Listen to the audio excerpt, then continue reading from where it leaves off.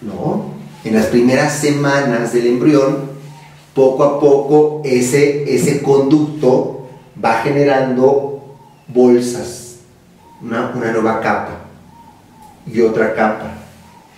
Y ese intestino primitivo, que es casi como una, ¿cómo se llama? ¿Cómo podemos llamarle esto? Como un tubo ahí medio redondeado, una manguerita, poco a poco se va retorciendo, se va haciendo como un tobogán, se va haciendo espirálico.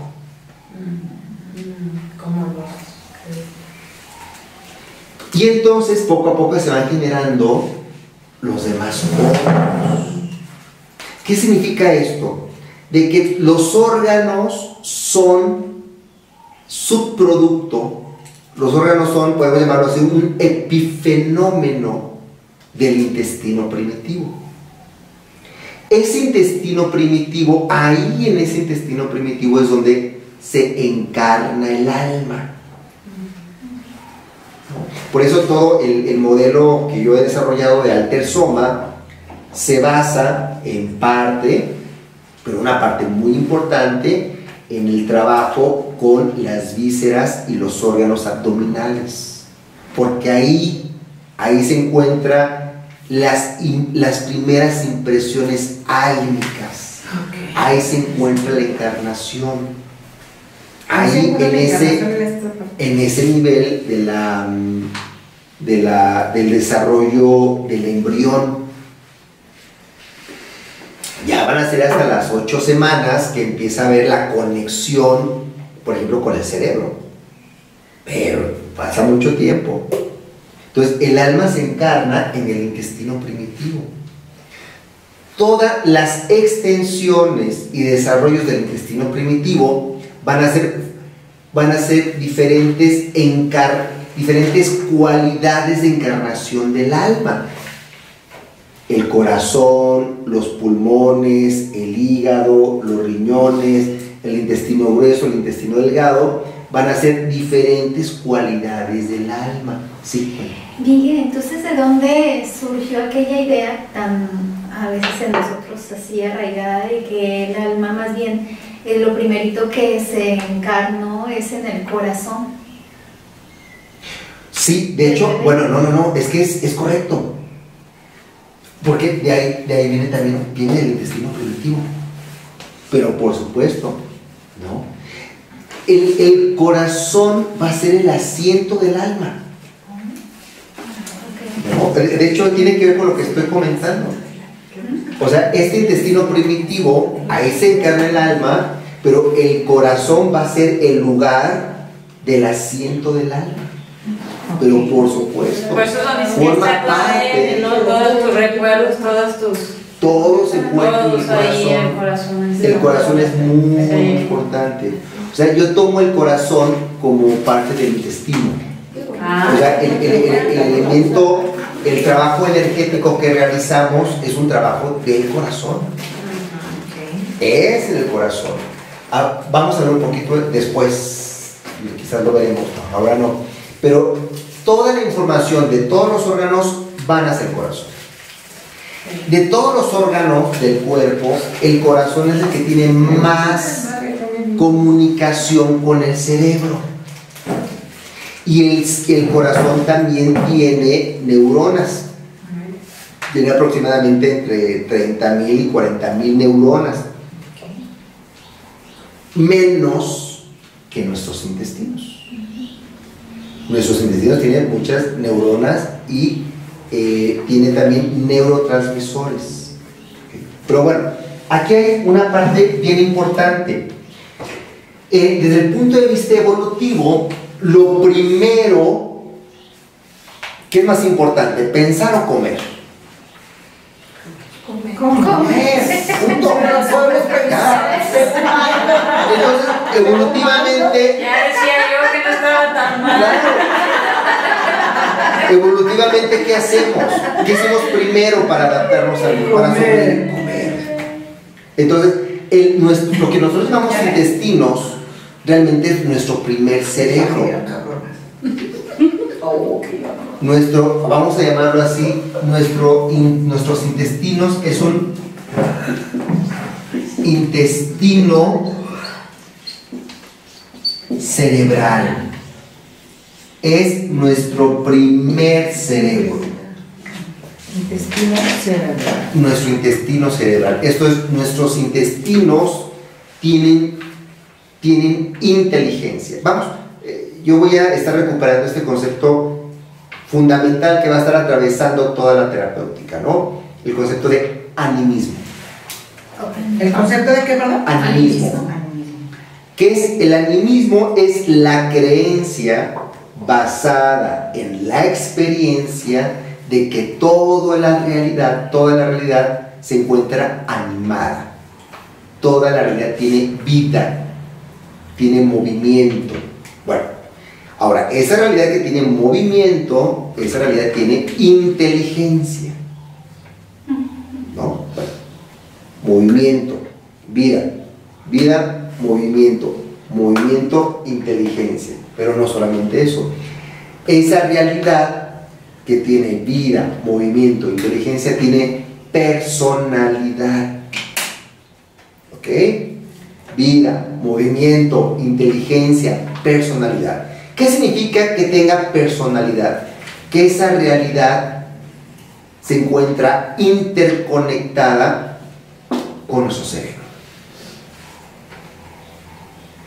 Y que este cerebro intestinal es inteligente y tiene personalidad.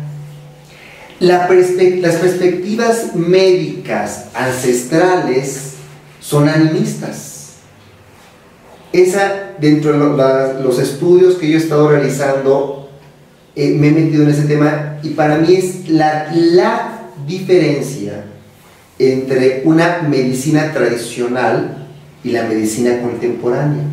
Mientras que la medicina contemporánea es mecanicista, todos son órganos, son piezas, son materia, la perspectiva ancestral, las terapias primales, las terapias chamánicas, plantean que estos órganos son personas.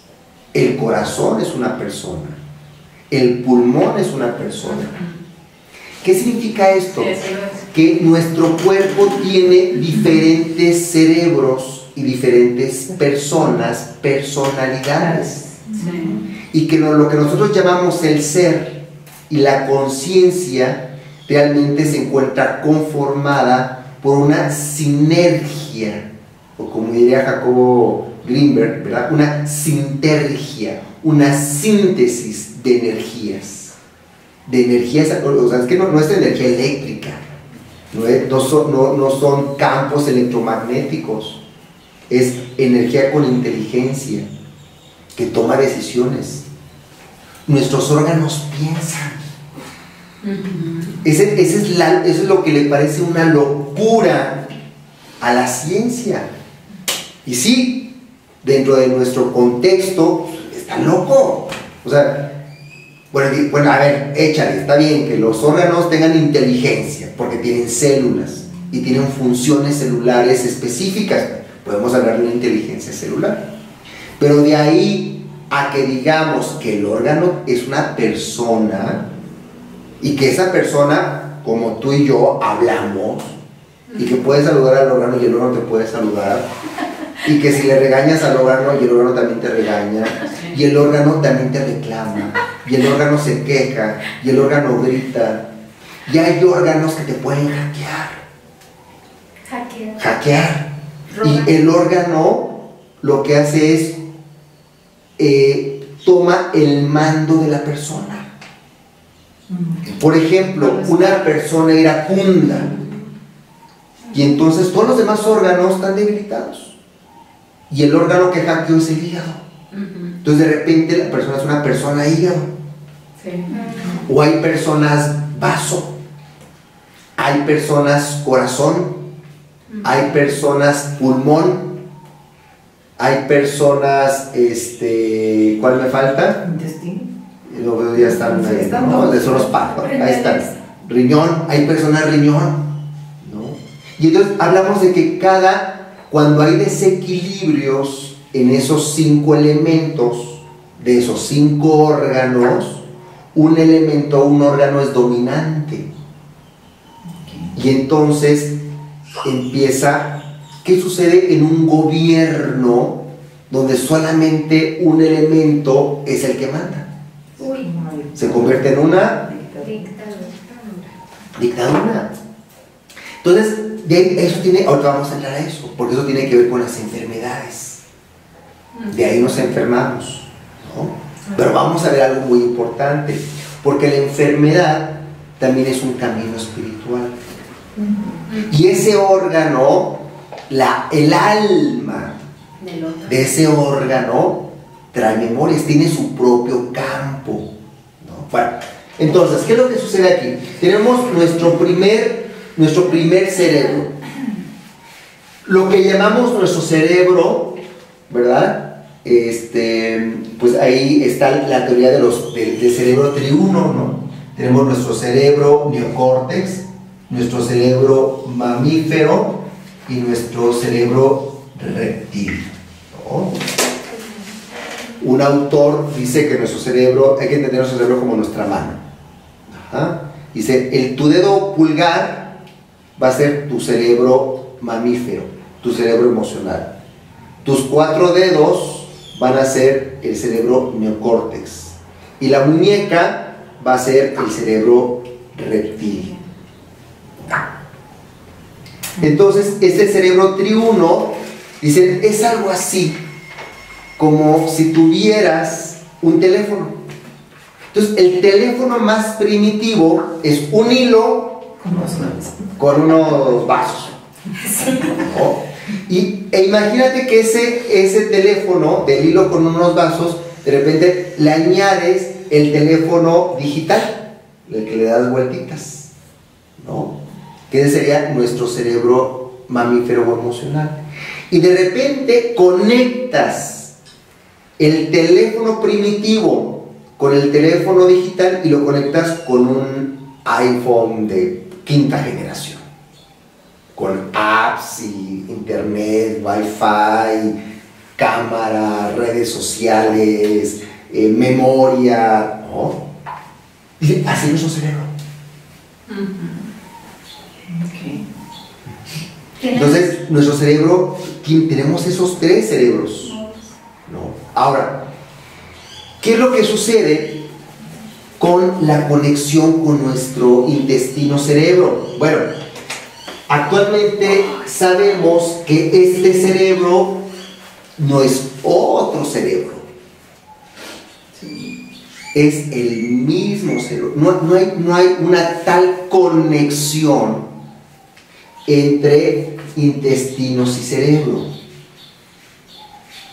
No hay conexión entre cerebro, es el mismo cerebro. Ajá. Esto es, no tenemos un cerebro, no tenemos 2 cerebros, ni 3 cerebros, ni 4 cerebros.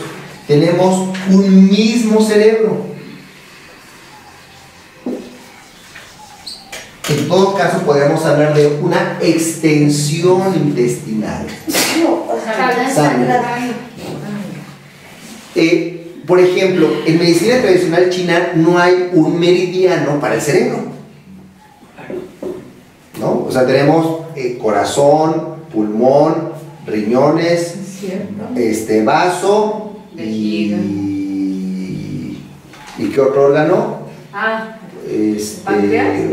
Vaso, páncreas, corazón, ¿no? Tenemos 5 órganos, ¿verdad? Con 5 le llaman vísceras. Y aparte otros dos vísceras, que es maestro corazón y triple calentador, que aparte forman parte del corazón. Entonces está el corazón y tiene aparte tres meridianos que apoyan al corazón, ¿no? Y entonces, pues no hay meridiano de cerebro. No hay meridiano del cerebro. Vamos a trabajar meridiano del cerebro. No hay. Más bien, meridiano del cerebro entraría dentro del meridiano de estómago, vaso páncreas. Sí. El cerebro entra, y ahí entraría el cerebro, el cerebro emocional, en el meridiano de vaso, estómago, vaso, páncreas. ¿Por qué? Porque el vaso se altera, se desequilibra con la preocupación. La preocupación es propia de nuestra especie, ¿no? Un animal no se preocupa, ¿verdad? Bueno, hay ciertos animales que sí han visto que se pueden anticipar, por ejemplo, ciertos chimpancés, un delfín, hasta los perritos pueden tener preocupaciones, ¿no? Pero la preocupación, porque también tienen lóbulos prefrontales. Por ejemplo, los perros y los gatos tienen lóbulos prefrontales.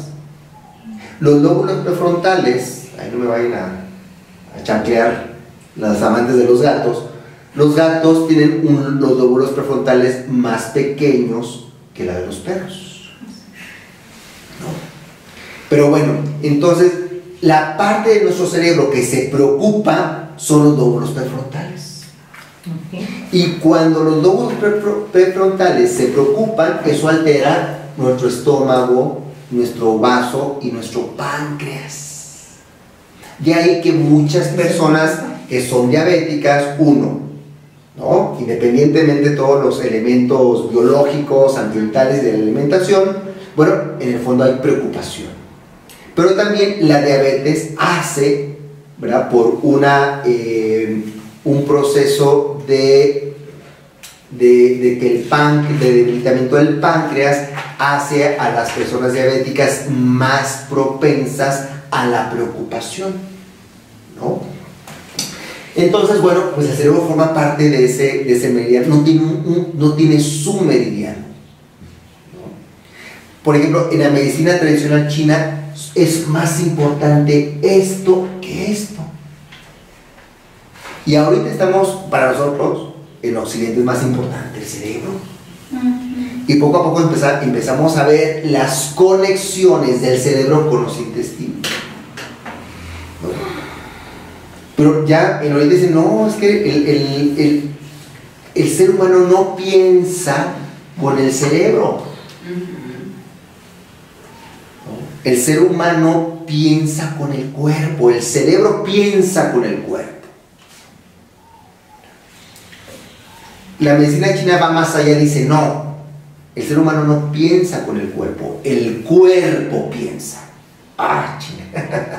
Es un cuerpo pensante, no al modo del cerebro, porque nosotros pensamos, ¿verdad?, de que el pensamiento es como piensa el cerebro. Tu cuerpo piensa. Por ejemplo, ahorita tus pulmones están pensando, tus riñones están pensando, piensan, tu estómago está pensando, tu vaso está pensando, pero no piensa como nosotros pensamos acá arriba. Es otro modo de pensar. La enfermedad es un tipo de pensamiento. El pensamiento es un campo energético. El campo energético se llama mente. Nosotros pensamos con la mente. Nosotros pensamos con el campo mental. Cada uno de nuestros órganos tiene su propio campo mental.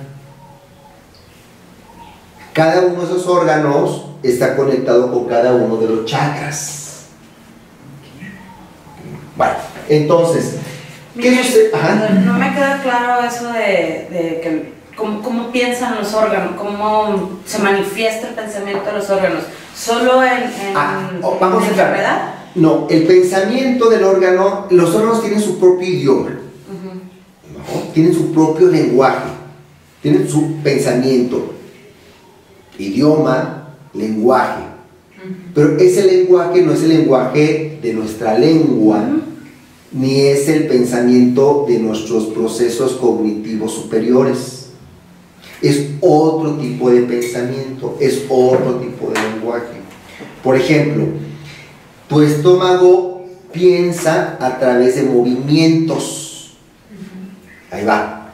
El lenguaje de la vida es el movimiento. Movimiento básico. Expansión, contracción. Movimiento básico. Expansión, contracción.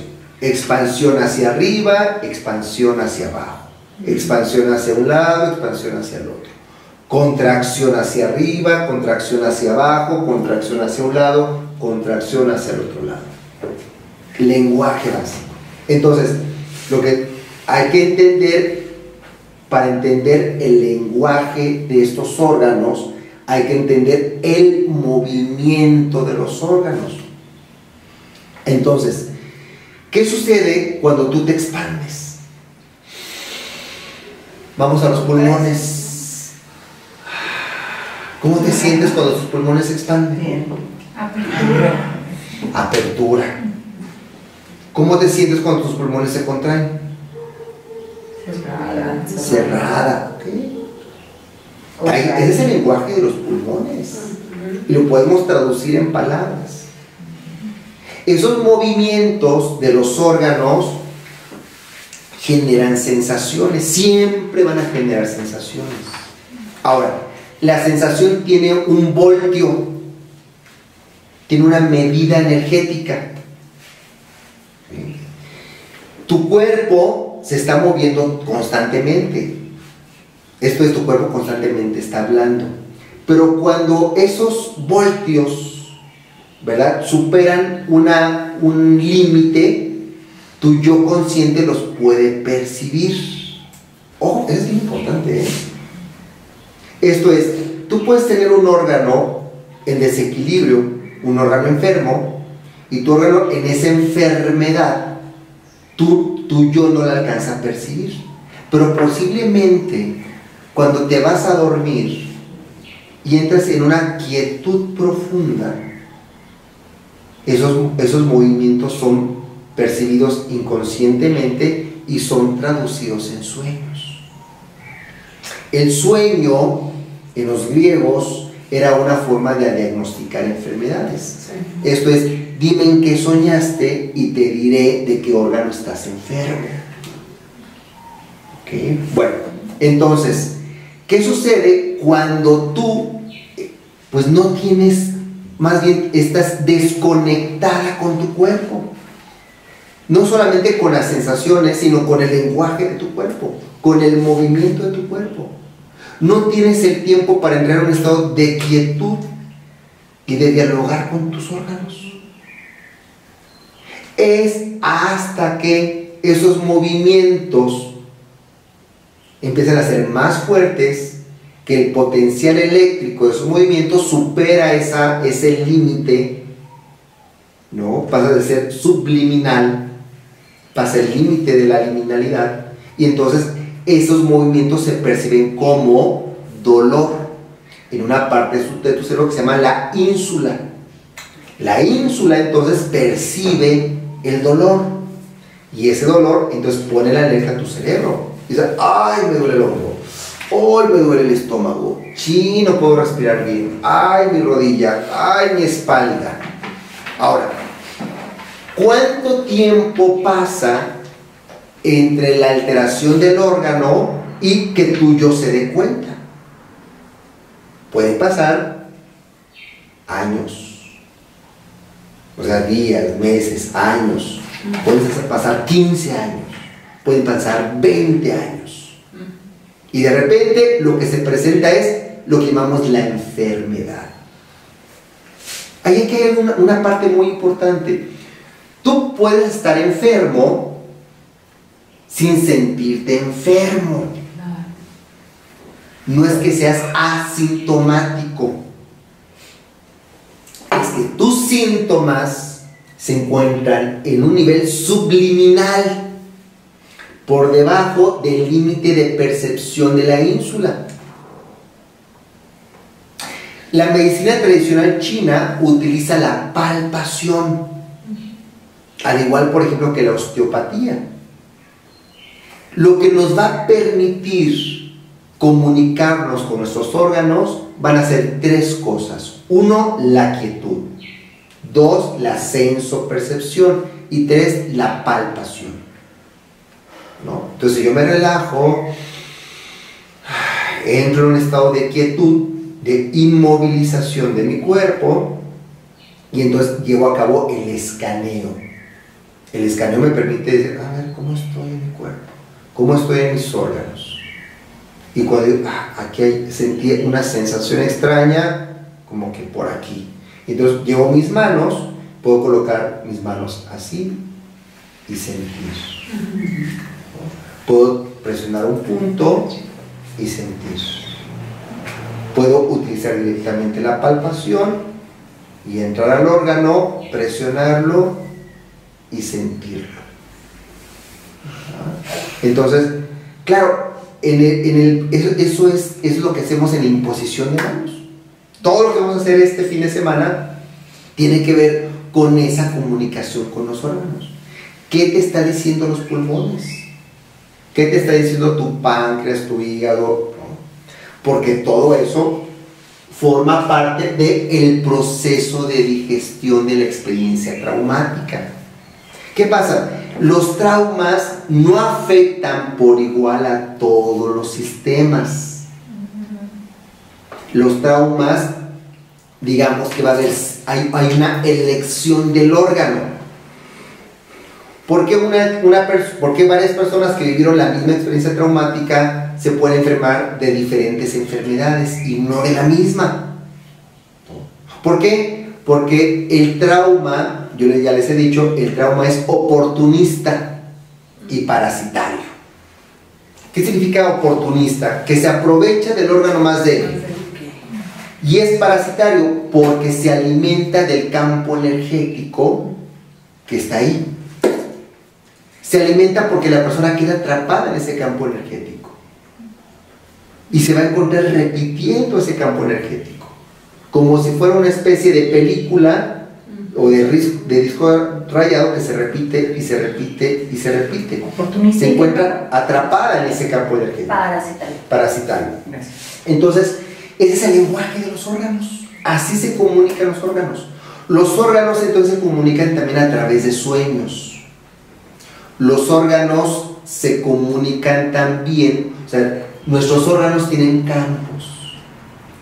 Y tus órganos también se comunican a través de la fascia, a través de otros órganos. Tus órganos se comunican a través de los meridianos y de los chakras.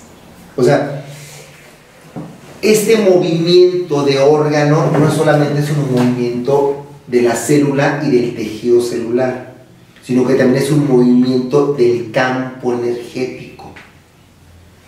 ¿Okay? Por eso, cuando hacemos la evaluación del campo energético, vamos sintiendo frío, calor. Es otro elemento de que está hablando el órgano. Hay órganos que es importante que estén calientes y hay órganos que es importante que estén fríos. Cuando el órgano frío está caliente, hay un problema.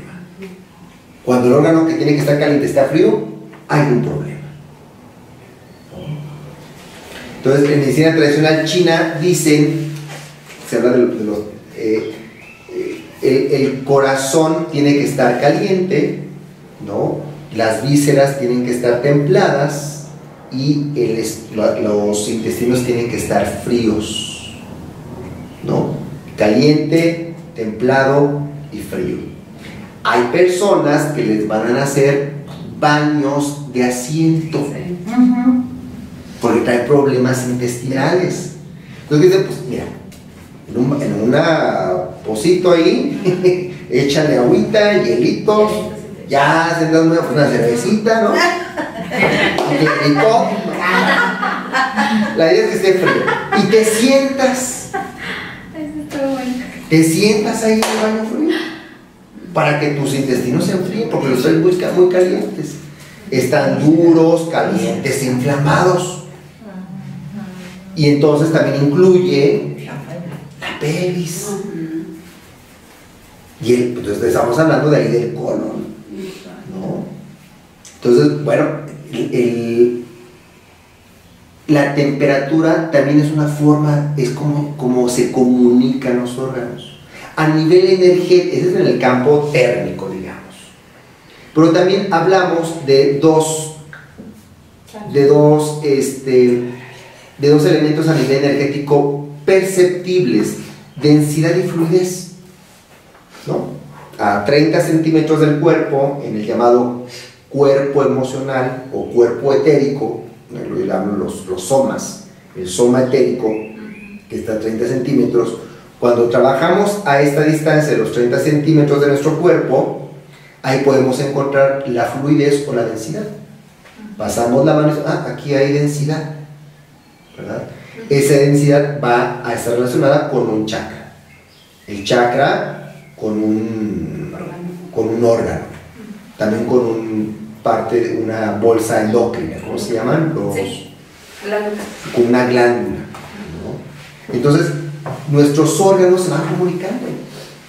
Tenemos 5 grandes personalidades en nuestro cuerpo. Haz de cuenta que tu cuerpo cuenta con un consejo de 5 personas. Tenemos 5 sabios, 5 sabias en nuestro consejo. Y el presidente o la presidenta del consejo es el corazón. El emperador. ¿No? Es consejo. Entonces, pues dice, bueno, está el presidente o la presidenta. Necesitamos una tesorera, un tesorero, un secretario, una secretaria, ¿no? Sí. Y esas son las funciones. Entonces, cada vez que se reúne el consejo, hay horario para el consejo, ¿eh?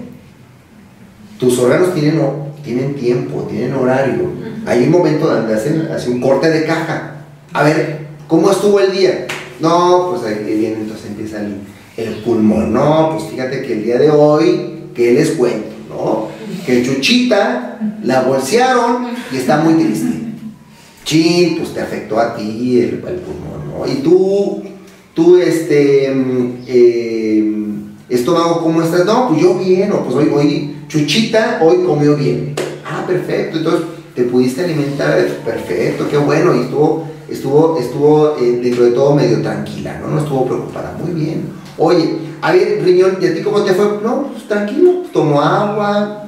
Entonces, ¿cuál es el que está ahorita desequilibrado? No, pues el pulmón, porque Chuchita anda triste. Pero fíjate, le dice otro, ¿no? Oye, pero fíjate que a ti pulmón, cuando a ti te afecta, pues también me afecta a mí, ¿verdad? Entonces el pulmón empieza a afectar ¿a quién afecta pulmón? No fue. Pulmón empieza a afectar, no sé, a corazón. Chin, porque eres mi compañera, ¿no? Okay. Que todo lo que te pase a ti me va a afectar a mí. Ya que es como estamos en círculo. Y lo que me afecta a mí te va a afectar a ti. Porque tú me tienes que pasar cuentas a mí y yo te tengo que pasar cuentas a ti. Pero no es igual como me afecta a mí y a ti que como le afecta a Wendy y a Mayra, porque serán un poquito más alejados. Pero pues tú y yo nos llevamos la friega, ¿verdad? Entonces pero fíjate que vamos a necesitar a Wendy y a Mayra para que nos apoyen, para que nos refuercen, ¿no? Entonces, es así como tenemos nuestro consejo, ¿verdad?, de sabios en nuestro cuerpo que están procurando, de ahí viene procurar, para curar. ¿Qué es curar? Cura viene de qué. Entonces, care es cuidado. Curar es cuidar. Curar es cuidar. Sanar es reparar. Curar y sanar no son lo mismo. La cura cuida y la sanación repara. La relación terapéutica es una relación de amor y cuidado. Es un tipo de relación. La cura es un tipo de relación. Por ejemplo, cuando te sentías malita del estómago y tu mamá te ponía ahí algo en el estómago, te estaba curando, te estaba cuidando. Pero cuando te daba el medicamento, te estaba sanando, te estaba reparando. Si tu mamá, aparte de curarte, Sabía una técnica energética, te estaba curando y te estaba sanando. ¿Ok? Entonces, curar y sanar son dos cosas distintas, pero van juntas. Porque a veces el cuidado, la cura, ¿verdad?, tiene un efecto sanador. La cura también sana. En nuestro mundo, unas personas curan y otras personas sanan. La familia se supone que tiene que ser el espacio de curación. Y vamos con el doctor o la doctora para que nos sane. Pero a veces la misma cura desde el amor lleva a cabo la sanación. Sí. Entonces en la terapia nosotros acompañamos a sanar al paciente. Las dos. Curamos porque utilizamos gestos de amor y de contacto. Bueno, también nosotros que somos más fuertes, ¿verdad? Pero ese gesto de cuidado también tiene un efecto sanador, porque también es lo que vamos a ver ahorita. También entonces, ¿dónde queda el autocuidado? El autoamor. El autocuidado es la autocura. Cuando la autoestima, el autoamor, es cuando yo me cuido. Por ejemplo, una paciente decía, es que ahora me estoy poniendo cremita en las piernas, me estoy cuidando. Ah, pues te estás curando. Esa es la cura. Entonces te conviertes en alguna manera como un ejemplo, pues sí, algo, ¿no? Un ejemplo antes de que ellos empiecen en este autocuidado. Tú como terapeuta. Sí, digamos que es importante que tú te estés constantemente también cuidando. Ahora, el autocuidado previene la enfermedad, porque para tú autocuidarte tienes que autoescuchar.